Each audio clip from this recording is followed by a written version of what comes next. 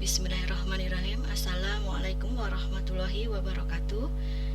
Pada kesempatan kali ini, perkenalkan kami memaparkan hasil mini riset yang telah dilaksanakan dengan judul Important Performance Analysis atau IPA sebagai prediktor kinerja dosen mata kuliah Bahasa Indonesia di Universitas Maritim Raja Ali Haji Kepulauan Riau. Latar belakang, kita memahami bahwasanya mata kuliah Bahasa Indonesia merupakan salah satu mata kuliah yang wajib diambil atau diikuti oleh mahasiswa di perguruan tinggi, yang mana mata kuliah tersebut merupakan mata kuliah yang berperan sangat strategis dalam mengembangkan kepribadian dan juga menumbuhkan rasa cinta tanah air pada diri mahasiswa. Kebetulan untuk di lingkungan Universitas Maritim Raja Ali Haji atau Umrah, mata kuliah MKU Bahasa Indonesia dipelajari oleh mahasiswa pada tingkat pertama, yaitu bisa diambil pada semester pertama atau semester kedua. Dan untuk besaran SKS-nya adalah sebanyak 2 SKS. Dalam pengembangan silabus untuk mata kuliah Bahasa Indonesia disepakati bahwasanya perkuliahan atau silabus yang disampaikan itu adalah bertujuan untuk bagaimana membekali mahasiswa dalam menulis artikel ilmiah atau juga karya ilmiah. Dapat berupa makalah, kemudian juga dapat berupa laporan magang, laporan PPL, dan juga nantinya adalah dapat membantu mahasiswa dalam menyusun karya ilmiah berupa tugas akhir skripsi. Nah, terkait dengan pentingnya dan vitalnya mata kuliah Bahasa Indonesia di perguruan tinggi, tentunya dosen pengampu mata kuliah tersebut juga adalah tenaga profesional di bidangnya, yang mana memang di lingkungan Umrah, dosen-dosen Bahasa Indonesia pengampu mata kuliah di Bahasa Indonesia di semua fakultas adalah dosen-dosen yang berasal dari program studi Pendidikan Bahasa dan Sastra Indonesia di bawah naungan Fakultas Keguruan dan Ilmu Pendidikan. Nah, untuk menjamin mutu perkuliahan Bahasa Indonesia, tentunya dibutuhkan dosen-dosen yang profesional. Selain di bidangnya, juga tentunya memiliki kecakapan dalam menggunakan teknologi dan juga dalam mentransfer ilmunya kepada mahasiswa. Apalagi ketika pembelajaran daring yang masih dilaksanakan di Umrah, itu sangat membutuhkan kecakapan dosen dalam menggunakan berbagai aplikasi pembelajaran daring.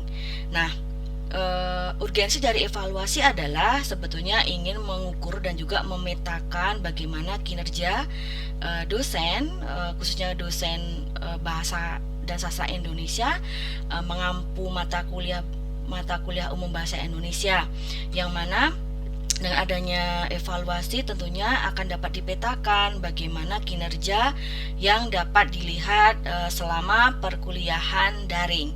Nah, sebetulnya ketika kita berbicara mengenai evaluasi, bahwa evaluasi sendiri dilakukan tidak dalam tujuan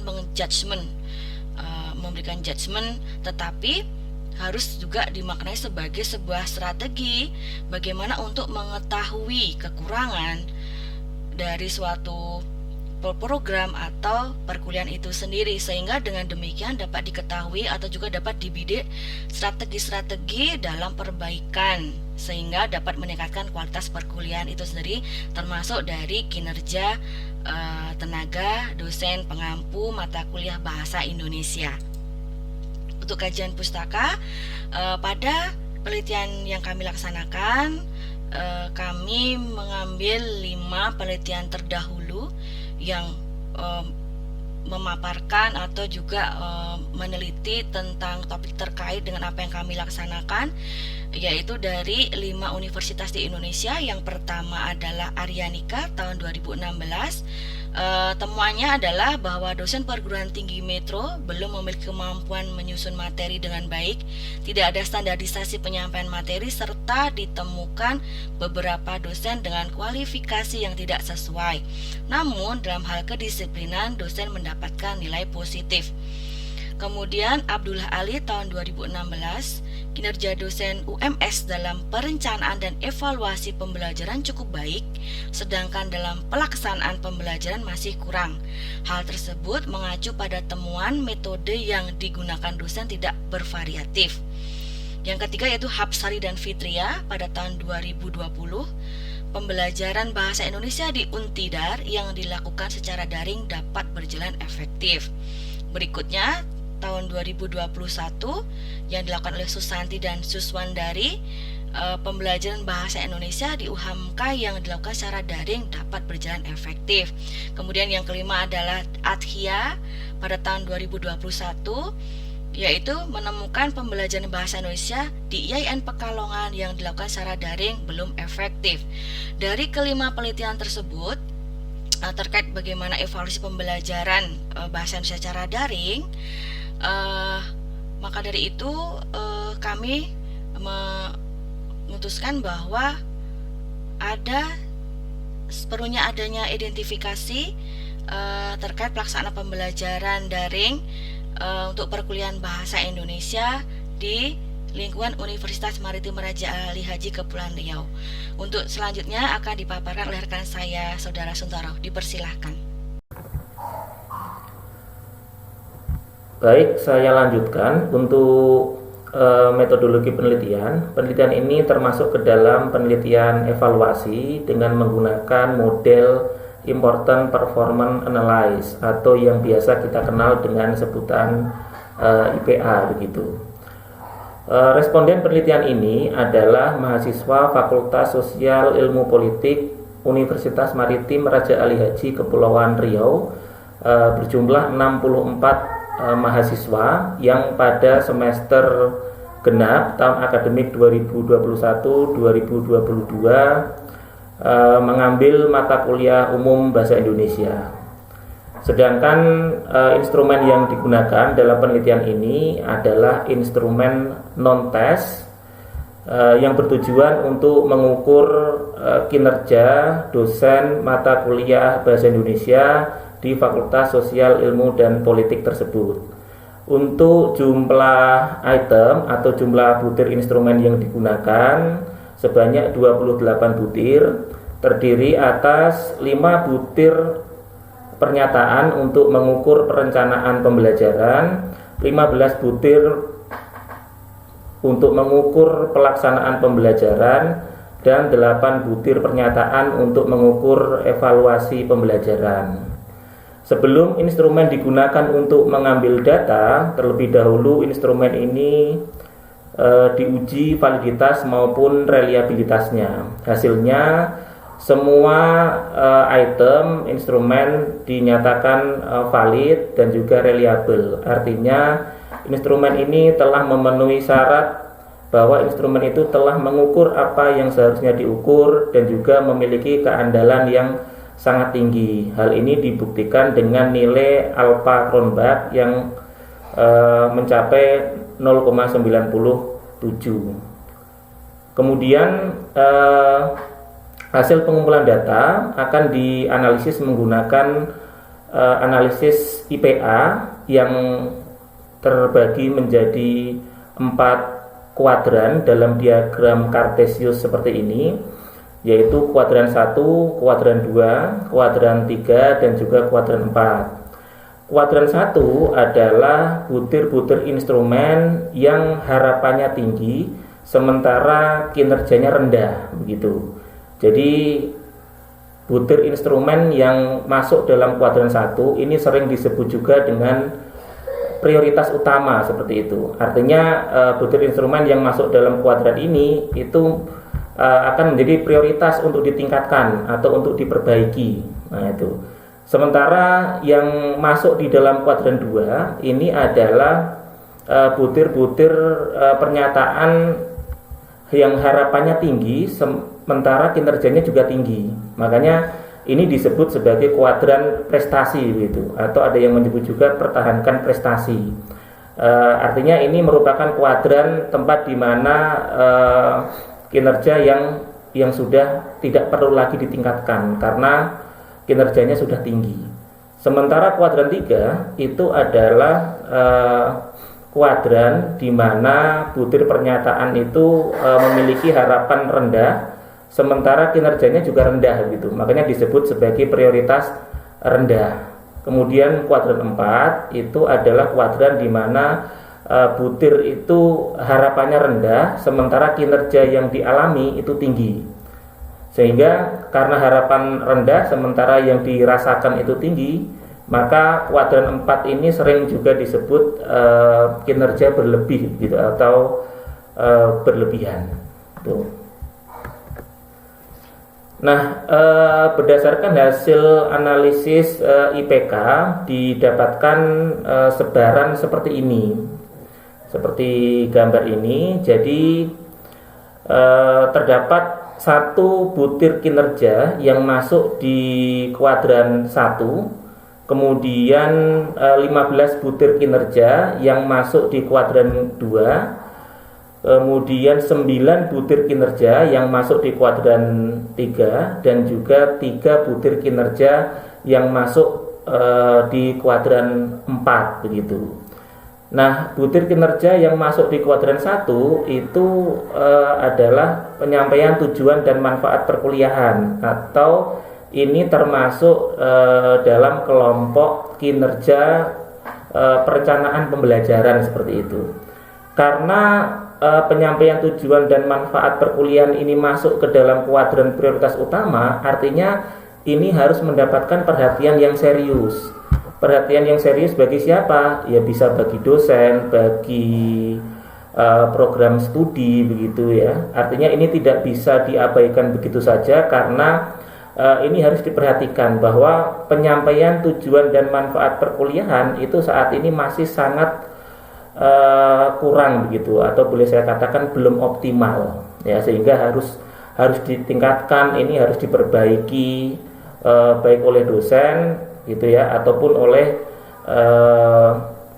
program studi.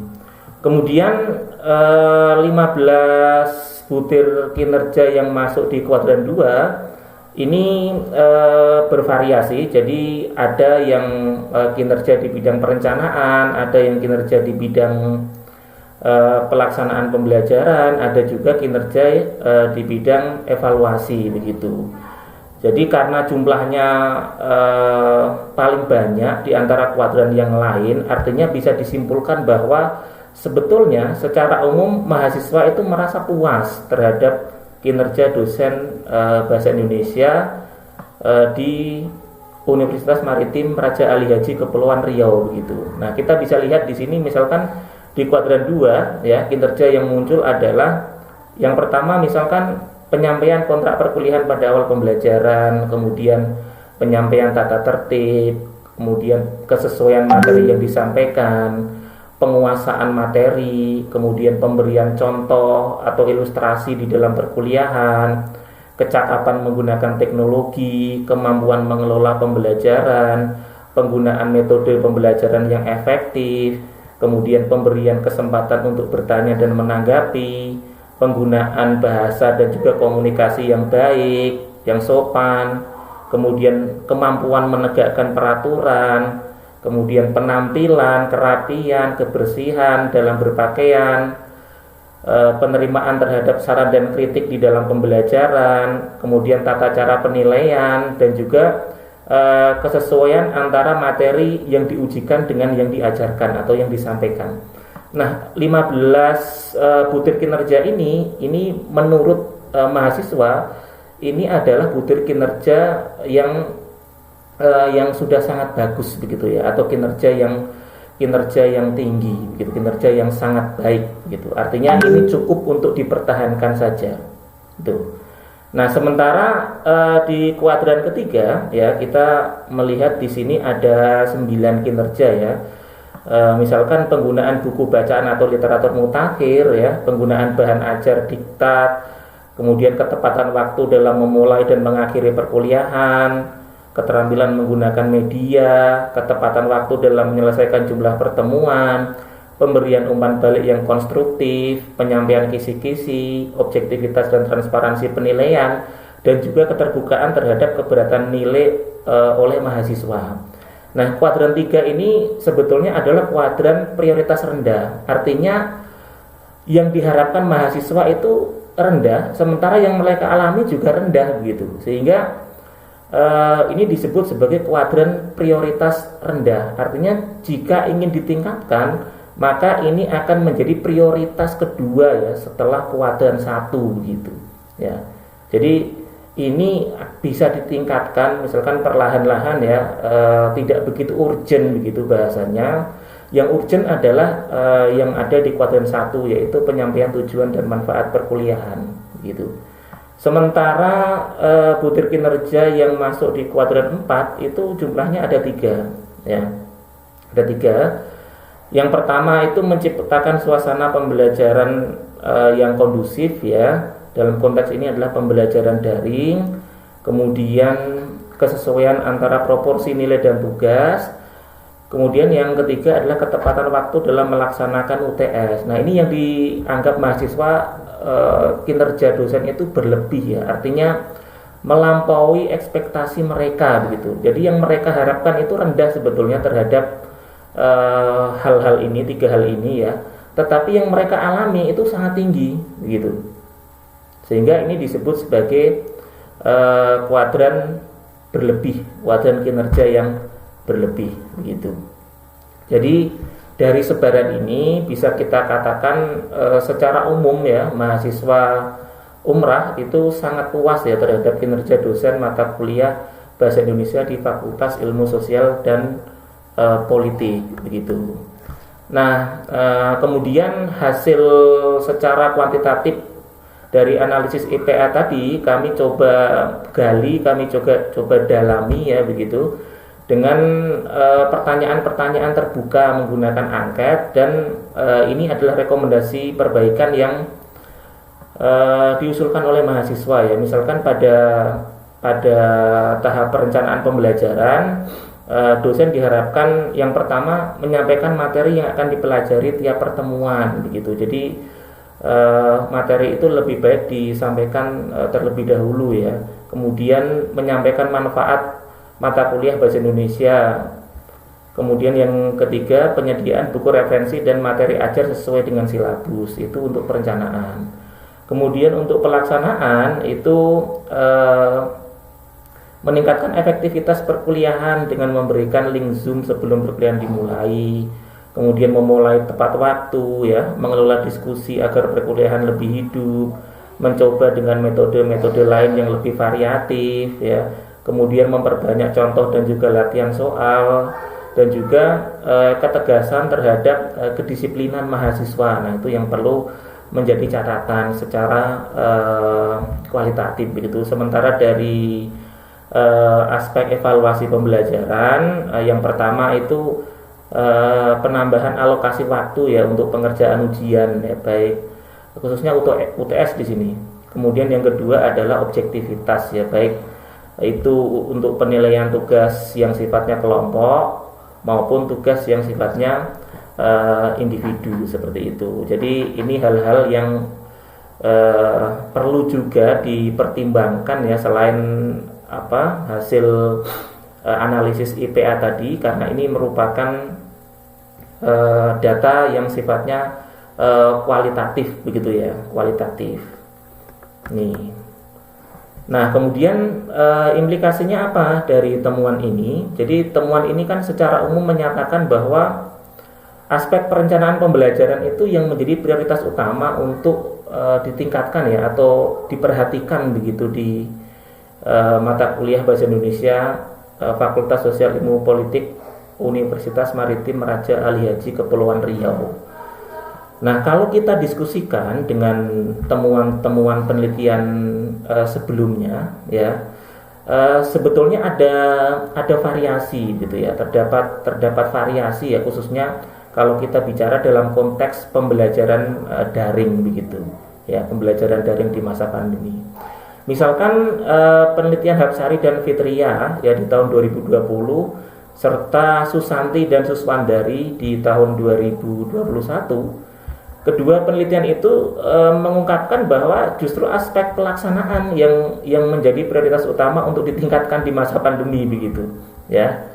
Itu sementara penelitiannya Ramawati yang terbaru tahun 2002 itu menemukan bahwa aspek evaluasi yang mestinya menjadi prioritas utama gitu ya untuk ditingkatkan di masa pembelajaran pandemi ini. Nah, ini kan ada perbedaan temuan ya, ada perbedaan temuan antara penelitian ini dengan penelitian-penelitian sebelumnya, sehingga kita bisa mengambil benang merah dari hasil penelitian ini maupun penelitian-penelitian sebelumnya bahwa kondisi pembelajaran daring di masa pandemi itu sangat dipengaruhi oleh kondisi perguruan tinggi tersebut begitu ya.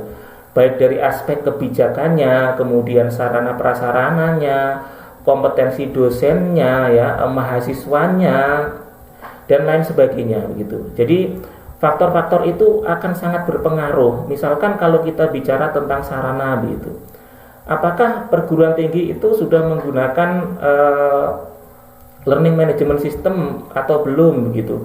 Nah, itu juga akan berpengaruh terhadap kualitas pembelajaran daring yang dilaksanakan gitu. Atau mungkin apakah kebijakan yang diterapkan di perguruan tinggi itu sudah berpihak untuk melaksanakan pembelajaran daring atau belum. Nah, itu juga akan sangat berpengaruh terhadap kualitas pembelajaran bahasa Indonesia di masa pandemi ini begitu.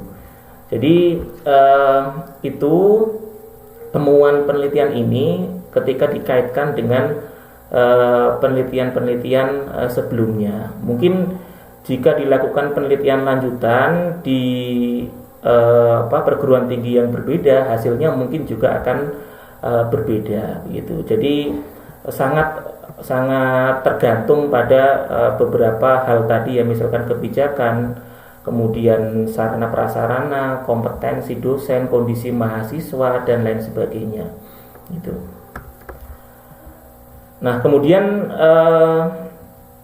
simpulan dari hasil penelitian ini adalah bahwa secara umum bisa dikatakan mahasiswa di Umrah ya itu merasa puas terhadap kinerja dosen bahasa Indonesia gitu. Itu secara umum. Hal ini bisa dilihat dari apa? Mengacu pada bahwa hanya terdapat satu butir kinerja yang termasuk dalam kuadran 1 ya, atau prioritas utama. Kemudian 15 butir kinerja itu termasuk prestasi, 9 butir kinerja itu termasuk dalam prioritas rendah, dan 3 butir kinerja itu masuk dalam kinerja yang berlebih begitu. Nah, itu secara umum. Nah, sehingga rekomendasi yang bisa diberikan berdasarkan temuan penelitian ini adalah yang pertama terkait dengan penyampaian tujuan dan manfaat perkuliahan itu sangat penting gitu ya, sehingga dosen wajib menyampaikan kepada mahasiswa dalam kontrak perkuliahan itu.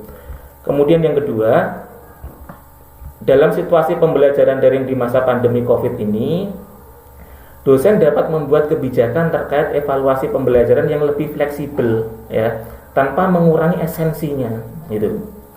Kemudian yang ketiga, pengurus program studi itu secara berkala harus melakukan monitoring dan evaluasi kinerja dosen ya, sebagai bentuk penjaminan mutu internal di program studi tersebut gitu. Dan yang terakhir adalah hasil evaluasi kinerja dosen itu harus dapat dimanfaatkan sebagai data awal ya untuk pengambilan kebijakan pengembangan program studi gitu. Nah, itu simpulan dan juga saran dalam penelitian ini.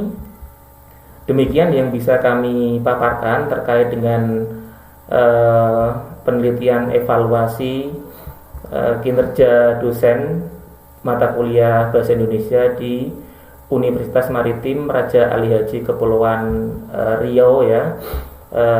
Mohon saran dan masukan dari teman-teman semua. Kami akhiri. Assalamualaikum warahmatullahi wabarakatuh. Salam Om Swastiastu, Namo Buddhaya, dan salam kebajikan. Terima kasih.